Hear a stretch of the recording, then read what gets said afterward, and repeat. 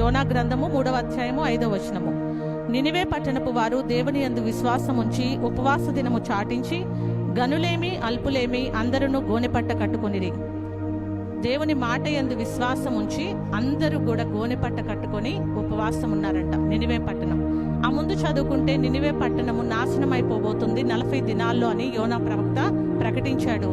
ఆ ప్రకటన రాగానే వారందరూ దేవుని యందు విశ్వాసం ఉంచి ఏం చేశారు? అల్పులు, గనులు, పశువులు, రాజు అందరూ కూడా ఉపవాసం ఉండి దేవుని సన్నిధిలో గడిపారు. దానివల్ల జరిగిన అద్భుతం చూడండి. 3వ అధ్యాయము 10వ వచనము. ఈ నినివే వారు తమ చెడు నడతలను మానుకొనగా వారు చేయుచున్న క్రియలను దేవుడు చూచి పశ్చాత్తప్తుడై వారికి చేయుదునని తాను మాట ఇచ్చిన కీడును చేయక మానెను. ఉపవాసం ఉండి ప్రార్థన చేసినప్పుడు మనకు రాబోయే కీడంతటిలో నుంచి కూడా మనము తప్పించబడతాం. హల్లెలూయా.